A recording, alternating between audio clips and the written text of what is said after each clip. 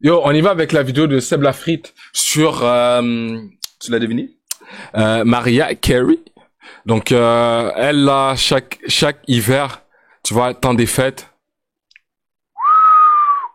Est-ce que vous avez cette... Ouais, vous m'avez dit c'était, je pense, NASA pour les fêtes d'anniversaire. J'ai pas le son en tête, mais je me rappelle du blaze.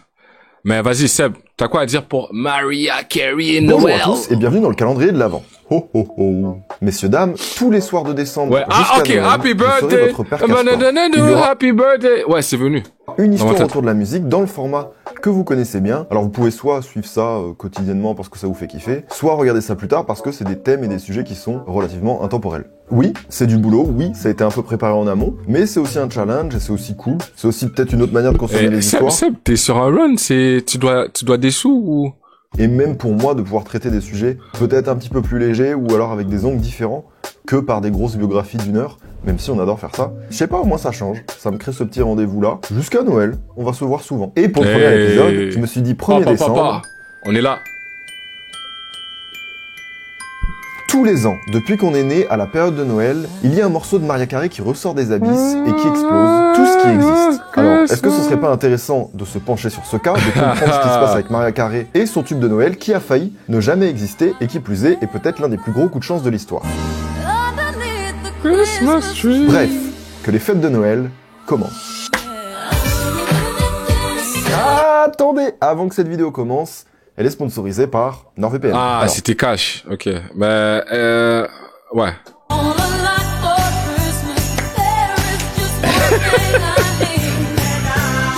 Tu penses que la situation l'a mis un coup de pression pour faire une meuf... Non, parce qu'il avait déjà fait Annie Witherspoon ou... C'est quoi encore? Donc, en vrai, il supporte bien les femmes qui chantent. D'ailleurs, Seb, elle est où la vidéo sur Angèle, là? Ou sur ta meuf aussi, hein, la situation. Non, j'ai l'impression que c'est un manque de respect, c'est ce que je viens de demander. Non, tu fais ce que tu veux. Pour comprendre comment Mariah Carey a conquis Noël, il faut repartir du tout début. Toute cette histoire commence en juin 94, dans une station balnéaire à l'est des États-Unis. Mariah Carey a alors 25 ans, elle a déjà fait 3 albums.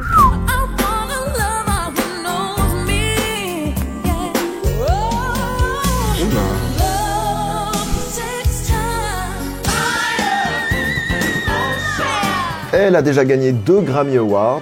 Grammy winner goes to Mariah Carey. Mariah Carey! Elle était déjà sacrément en place dans l'industrie et à l'époque, elle est mariée avec...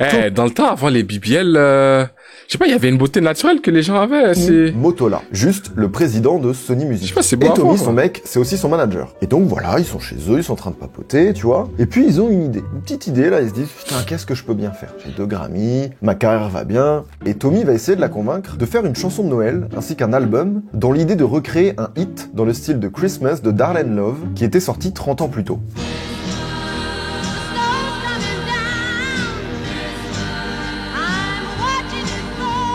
Ok, c'est ça la ref.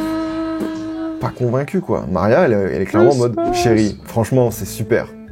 Bref, pour Maria, c'est une idée de merde, et pour comprendre, faut se remettre dans le contexte de l'époque. Si aujourd'hui, c'est assez courant que les artistes fassent des albums ou des chansons de Noël, dans les années 90, faire un album de Noël, c'était plus l'habitude des chanteurs âgés et sur le déclin que des gens qui sont au top de la forme comme Mariah Carey à ce moment-là. Souvent, c'était des artistes où, bon voilà, ça sent la fin de carrière, ils ont plus grand chose à perdre. La seule chanson pop qui était un peu... Rof, c'est le moment là, hein. Il a dit les artistes en descente. Tendance à l'époque, c'était Last Christmas de Wham avec George Michael. Faut se bouger là. Un classique de fou.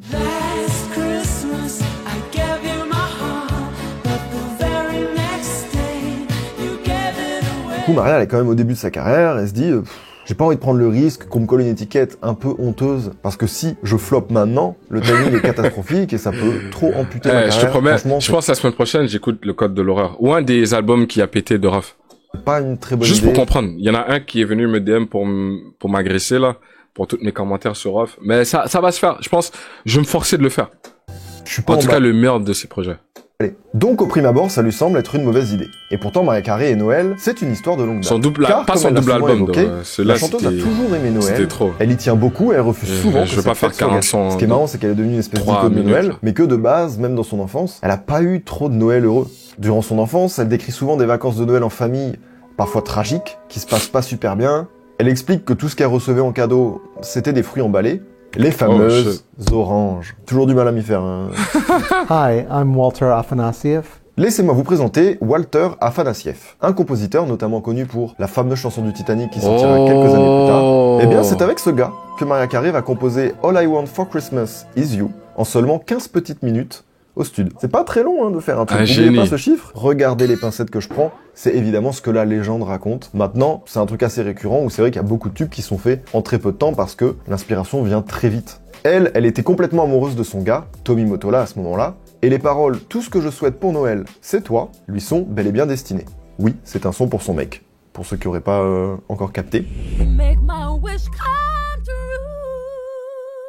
On rappelle quand même qu'à ce moment-là où ils ont l'idée, on est en plein mois de juin, il fait chaud, tout le monde se baigne, et faut se projeter à faire un morceau de Noël. Et ça, c'est pas évident. Du coup, elle décore le studio avec des sapins, des guirlandes, pour que toute son équipe soit imprégnée par l'esprit de Noël. Elle a même fait en sorte qu'il fasse réellement froid dans la pièce, et c'est pas tout puisque Walter a confié que l'équipe avait aussi prévu de mettre de la neige dans le studio. Mais ils se sont dit, que peut-être, faut pas forcer non plus. C'est déjà bien, là. Alors, ok, elle était investie à fond. Ça ressemble sans doute à du storytelling qui vient après, mais attention, faut pas négliger que c'est des choses qui se font beaucoup. Et t'as beaucoup de sessions studio où il se passe des choses un peu dingos. C'est pas que du fantasme. Le coup de la neige dans le studio, arrêtez non plus. Ne prenez pas pour des pipes. En tout cas, ça a été assez stimulant pour tout le monde, parce que ça aurait permis de plier ce classique en 15 minutes. Et dans la foulée, en quelques semaines, ils vont enregistrer le reste de ce qui sera son 4e album, intitulé tout simplement Merry Christmas.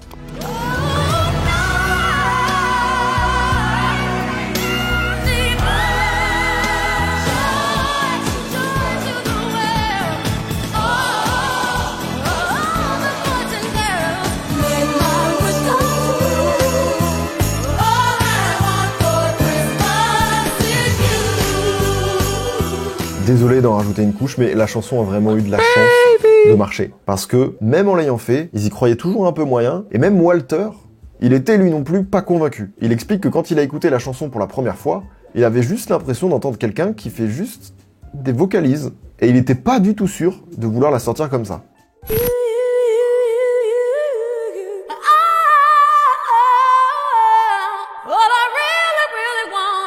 Toujours comme ça. Ce qui est drôle avec cette anecdote, c'est de voir que Mariah Carey en a beaucoup joué tout au long de sa carrière, justement des vocalises. Parce que même à cette époque, c'était pas non plus une manière de chanter ultra populaire. C'est une musicalité quand même particulière. Et enfin bon, sur le moment, personne n'y croit. Le clip, quant à lui, est composé de réelles images de Mariah Carey qu'elle a filmées pendant les fêtes de Noël de 1993. C'est d'ailleurs son mari, Tommy Mottola, que l'on voit déguisé au Père Noël dans la vidéo. Elle tournera même une deuxième version du clip plus old school pour rendre hommage aux Ronettes, un trio célèbre des 60s. Et puis la chanson sort le 1er novembre 1994. Suspense. Flop. Ah, ça marche directement. Oh. Pour Mariah, c'est un peu inespéré, en même temps elle est contente, mais elle est encore très loin de se douter que c'est un hit qui va rester pour les 30 prochaines années au top. On peut noter aussi que, parce qu'il y a évidemment ce morceau, mais il y a aussi un album, et que c'est la première fois qu'un album de Noël propulse un artiste au top de sa carrière. C'est pas un schéma logique. Donc pour toute l'équipe de Mariah Carey, le pari est réussi, juste bravo à eux. Ce qui est fait est fait, et maintenant, la musique appartient au public. Elle jusqu'à sa mort, elle est bien, c'est obligé. Elle a au moins un son qui va la faire vivre à jamais. Elle va bien vivre. GG's. Chaque année, ce tube prend de plus en plus en popularité. Alors qu'est-ce qui se passe? Il y a bien des raisons à tout ça. En 2003, la chanson connaît une nouvelle vitrine, en devenant la BO d'un des films de Noël les plus regardés encore aujourd'hui, Love Actually. Et à partir de ce moment-là, tous les ans, le film est rediffusé à la télévision à la période de Noël, et par extension, la chanson aussi. Vous l'avez compris, quoi qu'il arrive, on ne peut pas y échapper. En fait, le schéma est simple, commercialement parlant, Noël, c'est vraiment le moment où on te bombarde tous les ans les mêmes trucs. Donc en fait, si tu fais partie de les mêmes trucs, bah tous les ans, t'es relà. Et si tous les ans, t'es relà, bah t'es là longtemps. En plus du film, la chanson a été... Quand ça arrive, le temps d'hiver, c'est quoi les dessins animés qui rejouent souvent? Il y a Papa du Père Noël, il y a Astérix et Obélix, il y en a un autre. Fuck. Putain, la nostalgie. Sinon, les films, c'est le film Maman, j'ai raté l'avion de Macaulay Culkin. Oui! C'est ça! Décliné en une multitude de formats au fil des années. Il y a eu une nouvelle version avec Justin Bieber. La même année, Michael Bublé. Le Grinch. Dans une reprise, les Fifth Harmony également. Au total, le titre a été repris plus de 130 fois. Rendez-vous compte, Oh. il n'y a pas une année depuis sa sortie où ce son ne ressort pas 4-5 fois par an par des artistes différents. C'est énorme. Et puis évidemment, vu l'engouement du morceau, elle en a bien profité. En 2015, Mariah Carey sort un livre pour enfants tiré de la chanson. 2 ans plus tard, en 2017, elle sort le film d'animation inspiré de la chanson. De 2014 à 2019, pendant 5 ans, la chanteuse a sa propre résidence au Bacon Theatre de New York, intitulée All I Want for Christmas Is You, A Night of Joy and Festivity. Capitalisé à fond. Oui, oui, baguette. Et là-bas, elle a fait plus d'une 50aine de dates, avec seulement Sochaux autour de cette musique. Personne ne capitalise comme Mariah Carey capitalise. À En fond. 2019, elle sort un énième clip du même morceau. Parce que, pourquoi pas au point où on en est? Et on passe évidemment au-dessus de tous les produits dérivés. Elle a fait des bonnets, des boules de Noël, des chaussettes, même des plaids. Elle a littéralement monté un empire de business autour d'une musique. Il n'y a pas beaucoup de gens qui ont fait ça, il y en a. Mais pas beaucoup. Et tiens, vu qu'on parle business, et si on parle les chiffres? C'est Ouais. compliqué précisément de savoir combien elle aurait pu gagner avec ce morceau. Les gars, vous dites combien? Combien elle a capitalisé avec ça? Moi, je dis au moins, tu parles de 30 ans de succès. Au moins les 100 M. Au moins. Mais approximativement, je pense on se rapproche de 250 M. Je pense que je vais aller avec 250 M. Moi, j'y vais avec 250 M.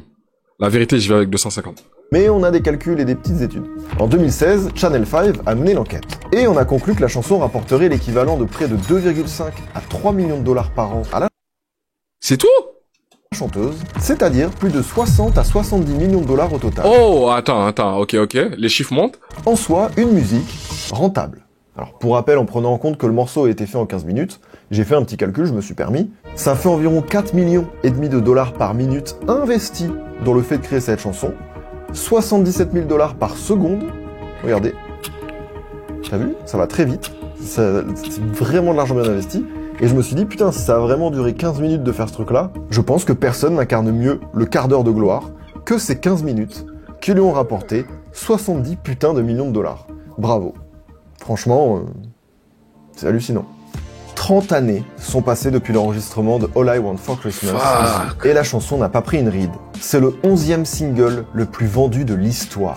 La chanson obtient 3 records dans le Guinness Book. Oh, celui de la chanson de putain Noël de la merde. plus vendue de tous les temps, celui de la plus écoutée sur Spotify et celui de la chanson de Noël classée le plus de fois numéro 1 en Angleterre. Oh putain de sa race. Au cas où vous ne l'auriez toujours pas compris, Juste la chanson 70M. Oh. Imagine avec le merch, les films et tout ça. Ah ouais, ok, ouais. Juste la chanson en elle-même 70M. Non, c'est plus que, ça veut dire c'est plus que 100M là. Eh, ça se rapproche du 200-300. Mariah Carey se met très bien. Et si maintenant je vous disais que cette chanson n'était pas la sienne et qu'elle avait tout volé? Ah shit. En 2022, la diva est accusée de violation des droits d'auteur pour son tube. Le plaignant, c'est Andy Stone, qui dit avoir coécrit et enregistré une chanson du même nom en 1989. Il affirme également n'avoir jamais donné son autorisation à la chanteuse pour l'utiliser. Selon lui, Mariah Carey et Walter Afanasieff auraient consciemment volé sa chanson. Mon gars, il y a pas de... pour de vrai, c'est in blood. Moi, si je te scam pour ta musique et ta musique, elle me fait 70M, back in blood. Si tu viens pas pour me tuer, oublie ça. Réclamé 20 millions de dollars de dommages et intérêts à la race. chanteuse. Et la chanson volée en question, la voici. Ça devrait m'attraper. Take back the tinsel, stockings and bows, 'cause all I want for Christmas is you. Ah, va dormir. Il part le- gratte fort, là. Titre, c'est bien tenté, j'ai pas dit le contraire. Maintenant, t'es tout seul, frérot. Aucune ressemblance, quoi. Je vous rassure, c'est pas vraiment aller plus loin. Il gratte. Le meilleur argument étant qu'au total, près de 177 chansons portent le nom de All I Want for Christmas Is You. Donc autant te dire que, bon, le gratteur, là... En tout cas, cette histoire ne semble pas du tout avoir atteint Mariah Carey, qui n'hésite toujours pas, mais jamais, à ressortir sa chanson. Et parce qu'à un moment donné, il faut se le dire aussi, certaines personnes n'en peuvent plus. Voilà, c'est juste le syndrome de la chanson qui passe tout le temps. À un moment donné, tu la vomis. Aussi bien soit-elle. Disons-le, il y en a qui en peuvent plus. Il y a carrément des bars qui interdisent de jouer la chanson avant le 1er décembre, et encore, c'est autorisé qu'une fois par nuit. Encore pire, il y a même eu une enquête en 2019 qui dit que le public anglais l'a élu la chanson la plus ennuyeuse Propagande. de tous les temps. En vrai de vrai, c'est un peu le revers de la médaille. Je pense pas que ça impacte Mariah Carey que sa chanson soit titrée comme ça. 15 minutes, 70 millions, oubliez pas. On va pas pleurer quoi. Island Records and Elizabeth Arden present the Mariah Carey Christmas Spectacular. Ce qui est assez ironique, c'est que, comme on le disait tout à l'heure, Mariah Carey, de base, elle était un peu réticente à cette idée. Elle disait, oui, bon, enfin, un truc de Noël, c'est les gens en fin de carrière. C'est, tu vois, les finitos en devenir. Et, au final, ce risque qu'elle a pris lui aura carrément déroulé presque une carrière entière, juste sur cette fête.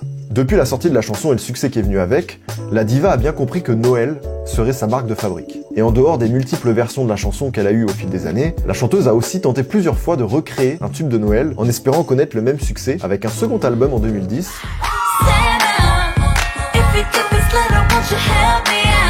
C'est bien simple. Bah, elle revient avec All I Want for Christmas. Sorti de chansons de Noël qu'on L'achat. a l'impression qu'elle ne fait plus que ça.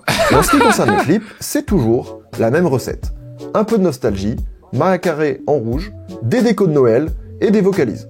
Mais bon, évidemment, ça n'a jamais autant marché que All I Want for Christmas is You. En général, ce genre de succès planétaire ne peut pas être égalé d'un titre similaire d'un même artiste. Et Mariah Carey n'échappera pas à cette règle.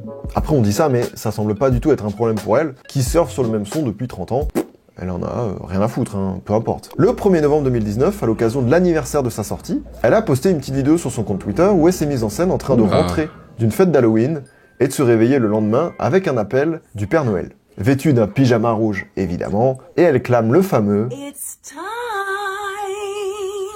Elle sait très bien ce qu'elle fait. Et d'ailleurs, je crois que c'est la meuf qui sait le plus ce qu'elle fait. Elle maîtrise son image à la perfection, elle maîtrise son truc. Vous l'avez sûrement remarqué, mais chaque apparition de Mariah Carey, elle est habillée en rouge. Parce que c'est une espèce de piqûre de rappel dans ton inconscient qui te dit « Oh, la meuf de Noël, là !» Elle veut être la reine de Noël. Et c'est d'ailleurs l'appellation qu'elle a voulu se faire attribuer officiellement.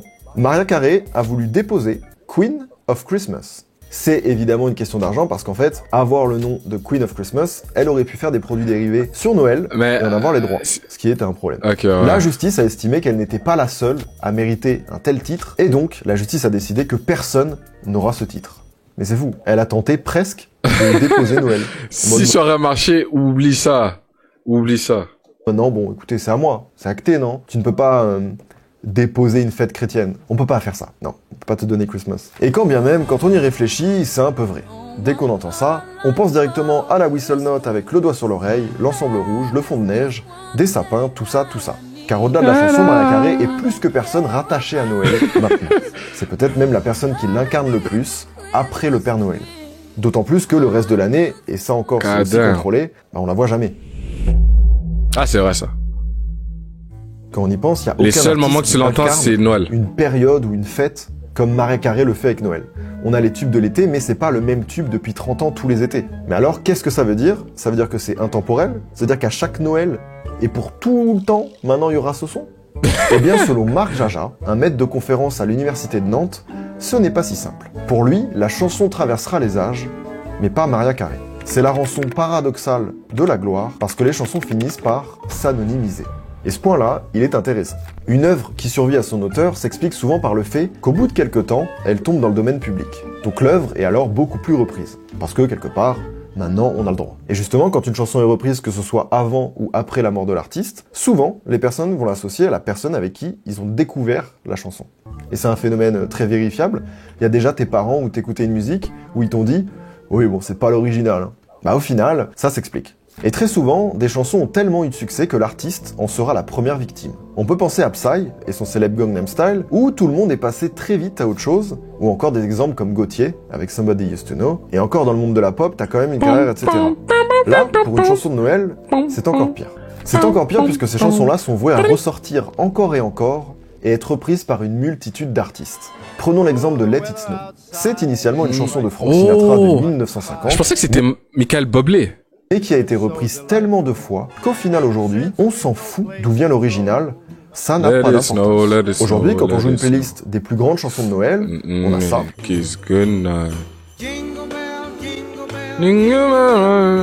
Ou encore ça. Rocking around the Christmas tree at the Christmas party hop. On est incapable de donner le nom de la plupart des interprètes, et pourtant, on les connaît toutes. Et il y en a énormément dans le même cas, dont All I Want for Christmas. Je pense que c'est à cause des films. Étant donné sa popularité, elle sera sûrement reprise encore et encore par les prochaines générations d'artistes qui arriveront après la mort de Mariah Carey. Et c'est triste, mais à la fin, on s'en foutra que ce soit Mariah Carey l'original. Et je trouve ça dingue de se dire ça.